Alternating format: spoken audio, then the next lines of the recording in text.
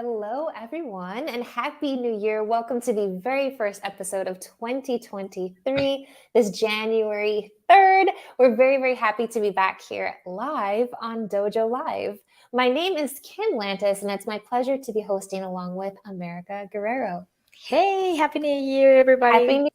Happy New Year. And of course, we're kicking the year off with a bang with none other than Sharmin Ali, who's joining us all the way from India. It's 11:30 p.m. for her, y'all. So she is a powerhouse. Thank you, Sharmin, for joining us today. Thank you so much for having me here, and Happy New Year to you, Kim, to America. I love your name. And to I know. everyone else who's here and who's gonna, watch the show.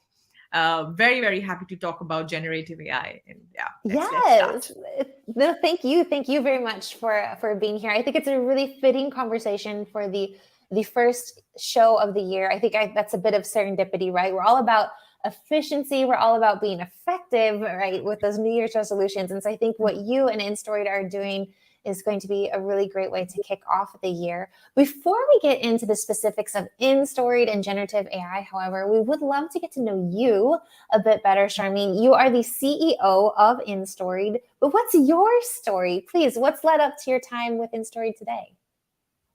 So yeah, there's a lot to talk about when you ask my story. So like most Indians, I too am an engineer, that too into electronics. I don't know how that happened. So from one of the premier institutions in the southern part of India, passed out in 2010. Oops, you know my age now. and and then moved to the US. Started working with a technology startup in Chicago, and worked with multiple verticals from that startup, with companies like Pfizer and Allstate Insurance and Walmart, Just Microsoft in small Seattle. companies. Yeah, very small, no, very small. That's how I was like, oh my god, these are so small, really. I felt like one little ant in front of these elephants, but yeah. But then almost 5 years, and then with $200 million plus in annual recurring revenue. I was in sales throughout, enterprise sales primarily. That's my forte. And then I realized that I was just helping the rich get richer, wasn't adding too much Hmm. value to my own life. And for me, charity always begins at home. No, So I I, love that. decided to quit that company, but then immense learning. And it was that company which really, sort of ingrained the idea of entrepreneurship into my brain. And came back to India post that to start my first company, which is in the media space. The plan was to build India's very own Netflix, because the Netflix revolution had already begun in the US.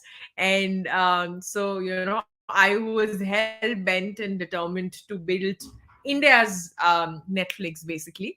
Um, so at that point in time, the whole internet revolution hadn't really picked up in India as much. So the Indian audiences were still very much prone to consuming content on their television sets, or radio, etc., right?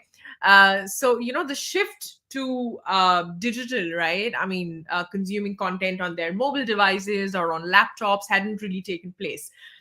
So we started creating a lot of content on YouTube, on Vimeo. Now, as opposed to being an aggregator, we were essentially building our own content, something that even Netflix and Prime do now. Yeah. So wrote about 70 plus scripts, had over 5 million plus views on our channels, over 300,000 plus subscribers. But then, we soon understood that we were a little ahead of our time. And as we know, that for any startup to actually witness that hockey stick growth and then, grow out of the death valley, as they say, for that, the timing has to be perfect. Yeah. So, we sort of understood that the timing wasn't so perfect. So we ended up selling the copyrights of all the scripts to a Bombay-based production house, Bollywood, yes, and took the money, exited, because I realized that that was the right thing to do at that point in time. And 18 months later, what happened is that the whole internet revolution just sprung up suddenly. And then it's kind of overwhelming, because now I see some of the content that I wrote trending on Prime. And I'm like, had I waited for 18 more months? But yes, anyway, it was a great learning, great team building, and we learned a lot. We did a lot of things. And then I'm sorry, it's my dad. Don't worry. Hi, Dad. You could hear Sansa, my dog, barking earlier. So, and at any moment, I'm sure Zoe, my daughter, will come walking in. Yeah, So. I'm at home. I mean, at my parents' home, so I can't do anything. They're like walking around. Yeah. So yes, and then sold that company, and then wrote 2 books, got them published. One was announced a bestseller back in 2019 by the Indian Express and the Oxford bookstores. Basically books about entrepreneurship, about what is it like to basically follow your true calling, all of these things. And that's when I decided that I think I know what my true calling is. And I've always loved content. Of course, that's the reason. First, video content, and then after writing books, I realized that challenges that marketing people face globally is essentially into content generation, analysis. How do you resonate with your customers? How do you make your content stick? All of these things, right? So I was like, I want to build an end-to-end platform, like a full stack offering, which can essentially help content marketers globally generate better content, and all, of course, using technology, right? Because you want to improve the efficiency, make things more productive. So that is how Instoried actually started. And Instoried, as the name reads, inside stories, right? So that's how it happened.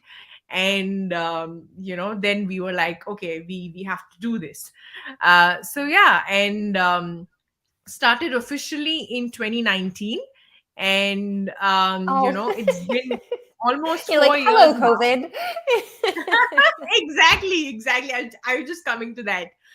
So we are a pre-COVID company, but then actually, the thing is that, I mean, COVID was actually a blessing in disguise for us, because we were able to identify a huge opportunity in this adversity. As a result of which, I'm so sorry. I think my dad just loves to be in the background. No apologies There are necessary. a lot It's of the people beauty of watching a you. live Why is show. he Our awake at audience is like very 12 much p.m.? used to it. Yeah. Work from home. I'm so sorry, guys, but yeah, I'm so human, right? I mean, I haven't really put anything, any virtual, background, nothing. But No, yeah, we love it. you know, We're all no, about the humanity. especially And I think, when as you know, as a content creator, it's the genuine nature and the human side of us that seems to resonate exactly. most. One question that I get asked very often is that, so is AI going to take over? Look, guys, no, it's not. My dad is still walking around. As So, long as he remains clothed, Charmaine, we'll be fine. yeah, I think he knows that. So yes, so just like I was saying, that we were able to identify a huge opportunity in this adversity. And as a result of that, we then understood that, yes, this is what we want to do. Use technology to help people create better content. Now, another great thing that happened to us is that we decided to come up with a full stack offering. Now, let's say we do 7 different things. There are 7 companies out there which are doing one each of that thing, right? So we were like, okay, instead of you trying out 7 different tools and paying $50 for each, so instead of paying $350, why not just use one Instoried tool and pay $50 only for all of that, right? So I was like, this makes complete sense, as in have a full stack offering, one go-to platform, something like an agency on steroids, right? Which can do all of your content generation, analysis, grammar checking, spell checking, plagiarism checking, then panel analysis, if you want to get your content sort of gauged by a panel of people, your customers, editors, whoever. and headline generation, recommendations, whatever, name it, and we are doing it, everything. So the whole idea is to ensure that, I mean, of course, why do you want to spend $350 for 7 different tools and even SEOs, all of that now, right? So yeah, that's what we do. That's how Instoried happened. And COVID, actually, we were able to witness our hockey stick growth and, essentially gain the product market fit that, most companies are looking at. We were able to achieve that thanks to COVID. Wow. Well, congratulations. First of all, I think your personal story is a very exciting and very interesting one. I also Resilience. really get the sense of, yes, just perseverance and this willingness to just go for it from you, and genuinely happy, I think, with what you're doing and what you're building. And so congratulations there. Which brings us to the actual topic. I think we've touched on this quite a bit with what Instoried is capable of doing. But we're going to dive deeper into, what's that, America? Generative AI for content marketing. How can marketers accelerate content generation with AI? So, why this topic? Why is it important, Charmin? So, first of all, before I delve into why is it important, right? I think it's important to understand how did this even come into the picture, right? Earlier it was all about grammar correction, spelling correction. I mean, of course, we know the market leaders into these particular features, right? So the whole reason why content generation has now become, I mean, content generation using AI, which is basically generative AI, the whole reason why it's become such a buzz is and of course you cannot not talk about companies like OpenAI and GPT-3 and now Chat GPT, and then Google's Lambda, and then, I mean, all of these things, right? I mean, we've all heard of these names.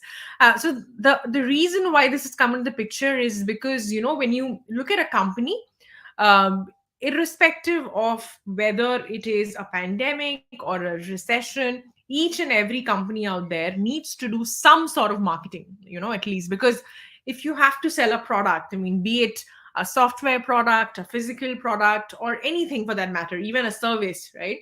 You would need to reach out to your customers, right? So be it And email. ironically, that's the place, I think, one of the places when people start to panic, that they Exactly. tend to Exactly. leave to the wayside. Yeah, exactly, because you don't know what will essentially work for you, what won't work for you.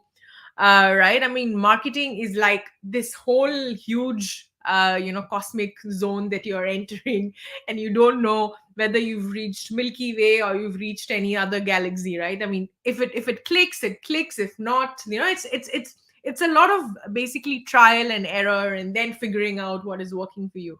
So as a result of which, there's a lot of money that goes into this. So as a result of this, what happens is that now, how do you reach out to the right set of people, right? I mean, content generators, digital marketers, or whether you want to outsource it to an agency. Now, if you look at the whole content life cycle, right, there is how do you start? The first thing is that you would conduct research about the kind of content that you want to create, right? And also do a little market study, understand what your competitors are doing with respect to their content, right, and what is their marketing strategy. And then second stage would be to essentially come up with a whole strategy. Right now, this strategy involves multiple things like, for example, figuring out what your marketing budget is, the most basic thing, right? I mean, how much do you want to spend on your search ads, Instagram ads, Facebook ads, I mean, whatever that you're looking at. Or if you have the money, then you might even want to spend money on programmatic media buying, right? I mean, which is a completely different universe altogether. But if you look at the base, all of this is completely driven by content, right? I mean, be it short form, long form, whatever that you want, right? I mean, emails, blogs, ads, or I mean, ads on LinkedIn, Twitter, Facebook, Instagram, any other channel. Or, I mean, display ads, even if I'm sure you've seen display ads on YouTube, and videos that essentially keep running if you haven't got a premium YouTube version, then in that case, what happens is that if you're watching a video, in between you might see some of these videos running, which essentially are, these display advertising, basically, which is Yep. nothing but the whole programmatic side of things, which is quite expensive, but then it gives you a lot more visibility, and it is not that expensive as television ads, or advertising on, let's say, print media is. So as a result of that, a lot of people are, definitely interested, plus because it's so digital, and it's on your mobile phone, as in reaching out to your customer that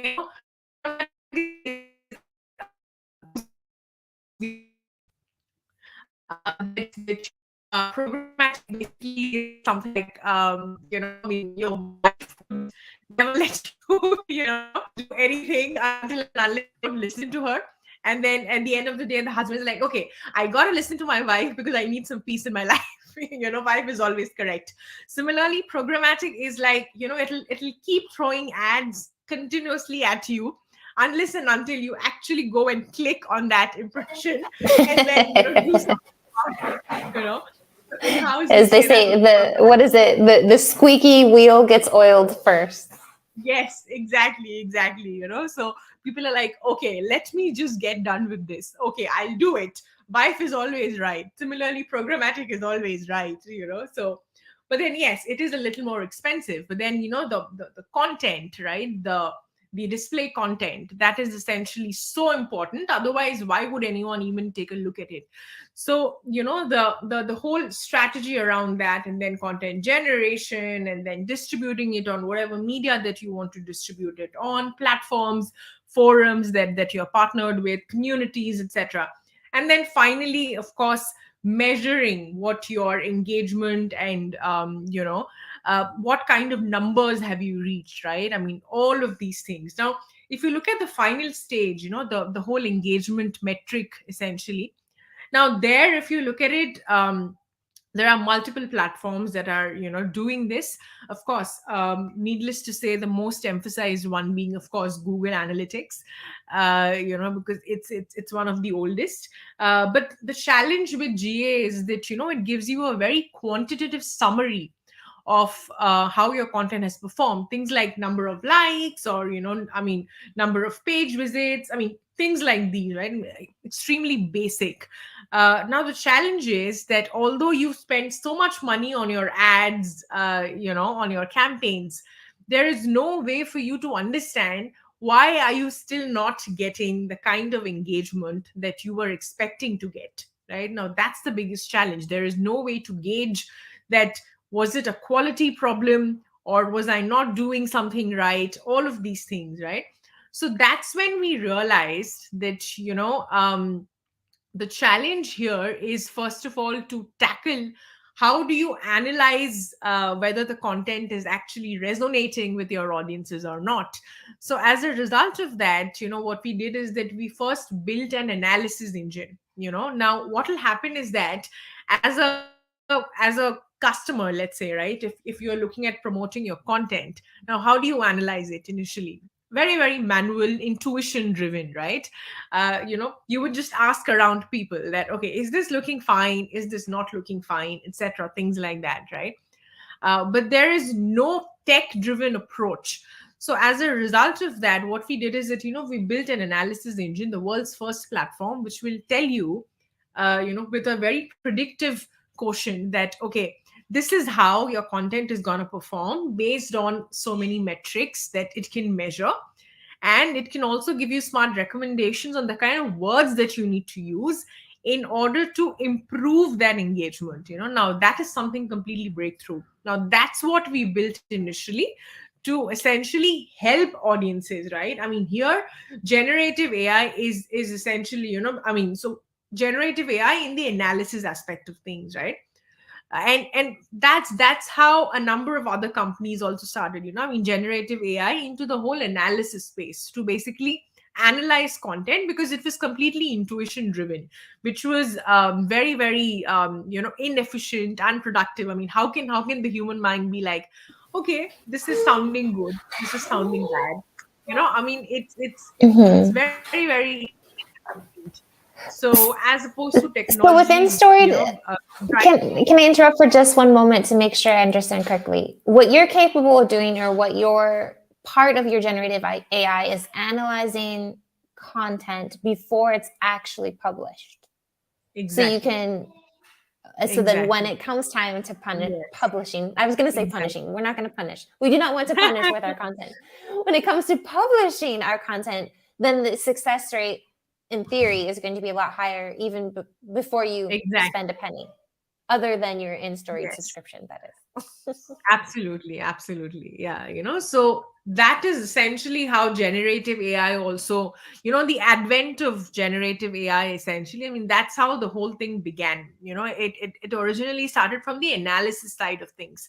Now, once people figured out analysis, what next, right? I mean, the next thing is that, content writers out there are expensive. I mean, good quality content writers, right? There is a huge demand, right? I mean, yes, of course, there is a whole freelancer universe out there. I mean, on platforms like Fiverr or Upwork, etc. Right? You can definitely get someone to generate content for you. But the challenge with a freelancer is that fixed number of revisions, right? I mean, and there might be repetitive content, correct? I mean, they might be creating, let's say, for example, if you are a retail company, right? Now, he might have created similar content for 100 other folks. So there can be some repetition, plagiarism issues, all of that, right? And plus, of course, expensive. And if you are someone on a tight budget, then what do you do, right? And then once the content is generated, then again you need to get it analyzed, you need to get it published, etc., end to end. I mean, lots of challenges. How do you know if he's actually used the right keywords? I mean, for example, if you do not come from a marketing background at all, and you're a founder, you're the CEO, CTO who's looking at generating content, and let's say if you can't afford a CMO in house, then you don't have a choice but to rely on these freelancers. So again, a huge challenge, right? So that was essentially how the birth of generative AI for generating content actually started.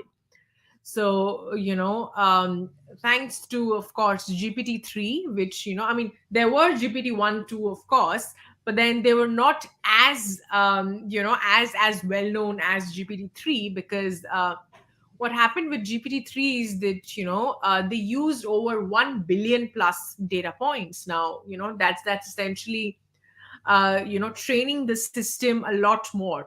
Now just for the better understanding of our audiences, right? I mean, I hate talking too much technology. I want to talk in like simple layman terms.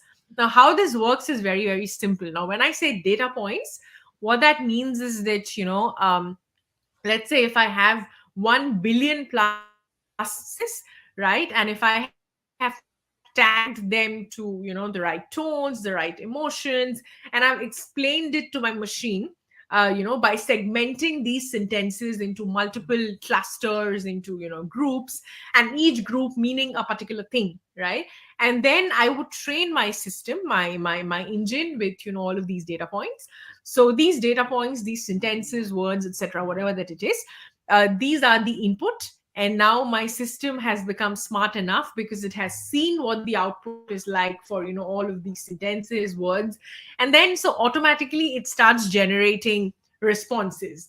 So let's say if I were to put in a few keywords like so if you were to go onto the Instoried generative content generation tool, what you would do is that, for example, if you want to write an email, right? I mean, a sales email, for example, let's say.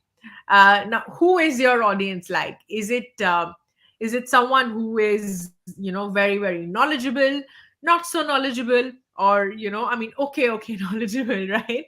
So you get to select the filter that you want to.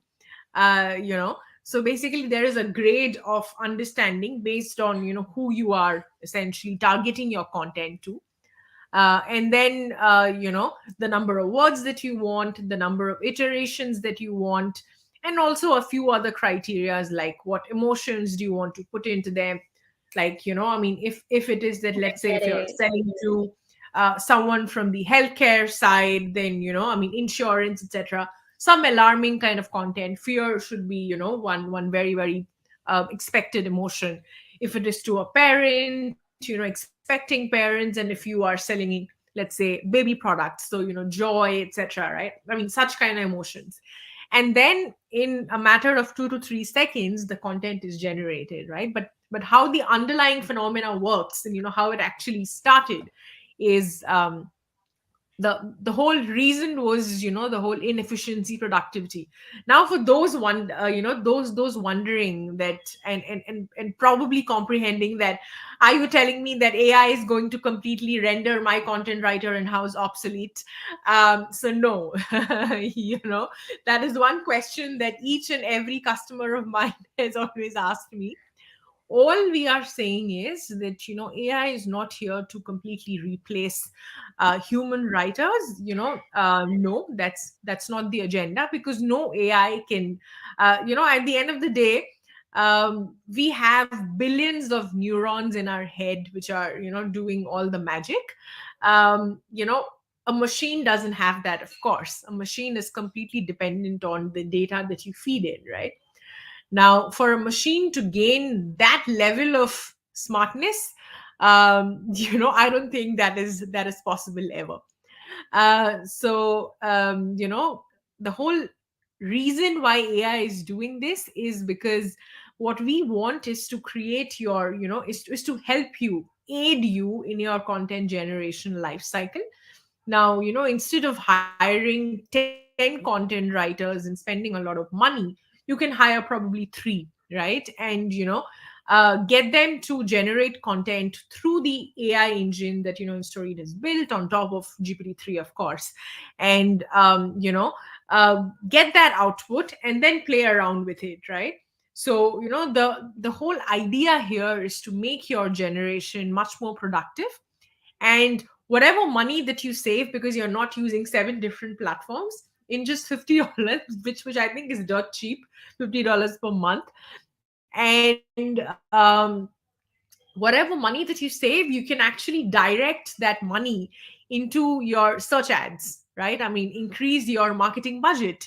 So, especially very, very exciting proposition for, startups, right? I mean, companies that, and especially during recession, if you're looking at saving money into marketing, because marketing is so important. No matter what situation you are in, you have to market. So I think generative AI is definitely the go-to place, when you want to sell during a pandemic or a recession. Yeah. I think that makes a lot of sense. We're here to the kind of final few minutes of today's show, if you can believe it or not. But I wanted to ask about the marketers themselves. Presumably, it's the marketers who are using in Storied, and this idea of them accelerating what they're doing. What kind of impact does your generative AI have on them and their jobs, their lives, in terms of um, like, for example, for me, I'm not necessarily in the marketing space, but I do experience sort of this perfection paralysis, right? Where it's like, I want it to be so perfect that it's hard for me to create anything at all. So is that like an example of how you're able to help marketers sort of just push and break through? Are they coming, is the AI generating maybe ideas for them that they might not have thought of on their own? Like, what is the benefits that you're seeing for the people who are using your product? So, right now we have about 3 million plus users. We've actually got some very exciting, very constructive feedback, I should say, from our users. And the first thing that a lot of them told me is that, it's saving a lot of my time, which definitely enables them to do a lot more, right, than what they were doing. Because if you remember what I said, right, I mean, conducting research and then strategize and then generate and then edit and then publish and then gauge what your engagement is like, 5 stages, a lot of work. Now, if your if the technology that we've built can actually help you, you know, increase your productivity by at least 30%. Now that's a lot of time that you've saved, right? So I think technology's biggest responsibility is to help us humans ensure that we are getting more efficient and saving time with the work that we are doing. So and as a result of which you are actually accelerating your whole growth cycle, right? So that is the number one feedback that I have got from people. And of course the second thing is that, can you also add SEOs, can you also add a plagiarism checker, can you also add this? And we actually did that now. So now we have 7 different features. So one company to replace 7 companies essentially, which basically would make your productivity even higher. So far we've had a web app. Now people are asking for APIs, and then a Chrome extension, and then a keypad which you can just download from your iOS, Android, or and then integrate on your mobile apps. And then so picture this, right? Let's say if you are on a dating platform, and if you're a man, because most men don't know how to chat with women. So picture. I like burn. Yes, burn. Yeah. So I mean, picture this, right? I mean, when you are chatting with someone on a dating platform, and then you suddenly start getting feedback from the machine that, what, do you want this to end up in a date? Why don't you make your content a little more romantic? Right now you're sounding like, I mean, too dominating. Women don't like this. So let me tell you how to make this a little more comfortable, so that your chances of landing up a date increases. That's Yeah, exactly it what reminds we've me of, done. oh no, there's the book. It's French, isn't it? The play where there's the guy with the big nose who's in love with Oh the yes, woman, yes. and his I words are the ones that causing the other guy to fall. What's the, yeah.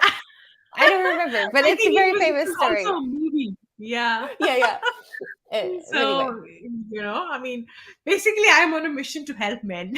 Land Ultimately, so up there. look for the Instoried date app in the next year or two, everyone. No, I love it. Yeah, I mean, we won't build a dating app, but then we will integrate with other apps.